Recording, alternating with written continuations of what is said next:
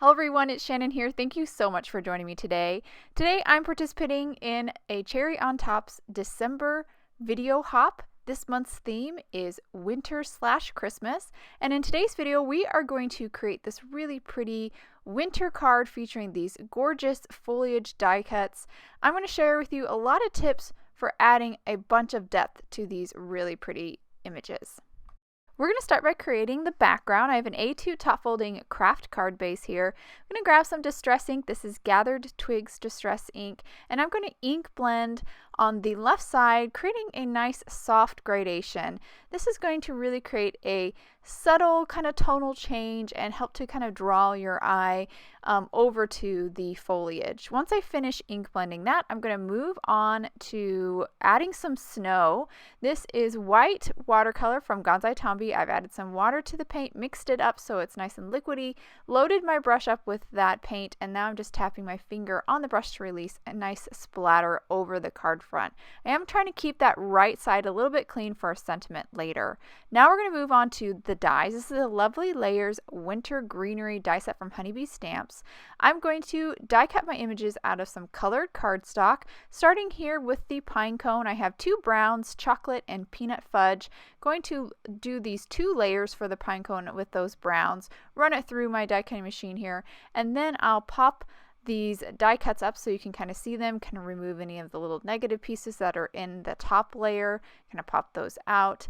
And then you can see how we layer these up. You have a beautiful effect there, but we're going to take it one step further with some Copic coloring. So I have a second layer here that I die cut out of white cardstock, and this is just going to be scrap. I'm using it kind of like a stencil, so I know where to color with my Copic marker. I'm just going to quickly trace along the top or inside edge of each layer of pine cones, and then once I finish that, I'll then remove that basically that stencil, and then color that where I colored previously a little bit darker, a little bit more, making it a little bit more pronounced. This is going to really add depth so it looks like these pine cones have a really darker interior area. And now we're going to move on to adding some glue to the backside of that top layer. I'm just using a Quickie Glue pen, and then I'll pop it right on top. And that subtle bit of Copic coloring really does take these pine cones up a level. Look at how beautiful that looks. And here's a second one I created, so I just repeated that process to create two. Now we're going to move on to some pine sprigs. I grabbed the two dies from the die set. I'm going to die cut them out of this beautiful Jade cardstock. I die cut that smaller sprig twice, so I have 3 in total. Now we're going to do a little ink blending this time, so not Copic coloring, this time a little ink blending to add depth. I'm going to ink blend over this sprig with some black soot distress ink.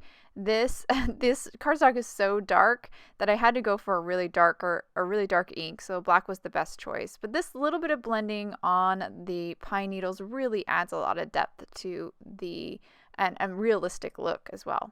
Now moving on to this stick here. I die cut it out of a Pear cardstock, and now I'm going to do some Copic coloring. Just going to add a little shadow to the right side of the branches.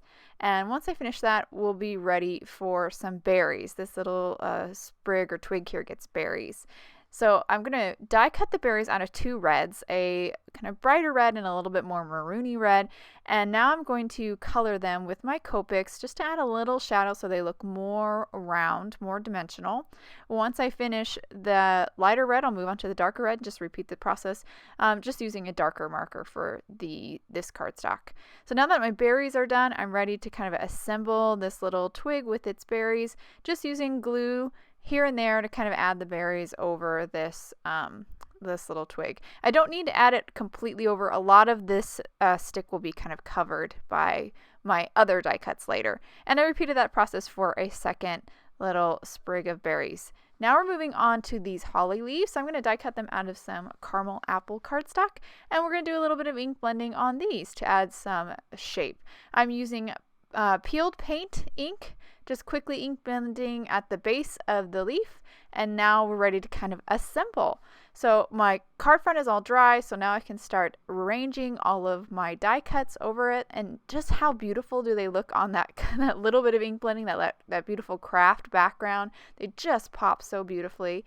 After I've arranged them the way I want, I'll then grab a piece of press and seal, place it over all my die cuts and press all over to make sure that press and seal picks them all up. Then I'll flip it over and then I'll start to add some foam adhesive to the backside just so we can have a little dimension on our die cuts. So I'm just going to place it all over, well, kind of here and there, kind of randomly, kind of holding all those die cuts together. Here you can see I've got all the foam adhesive on the back of my die cuts, and I'm just removing the backing. Now I'll flip my press and seal back over, kind of center it on my card front, press it down, and then carefully remove the press and seal. And all the die cuts now should be stuck down to the card front, thanks to that foam adhesive. Now we're going to stamp a sentiment. I'm using the Jingle All the Way stamp set from Honeybee Stamps.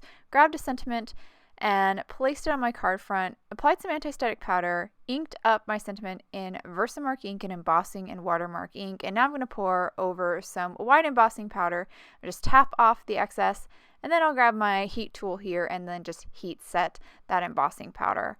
Now for the last final touch, I'm going to go back to my Gansai Tambi white watercolor paint and just add a few more splatters to this card front just to kind of really drive home that snowy look.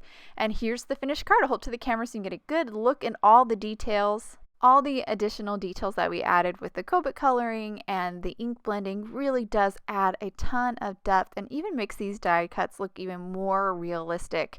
And I just love the finished results. I hope you guys enjoyed today's card and video. If any questions about the products I use, please check out the links below in the description. Thank you so much for watching, and I hope you have a wonderful day.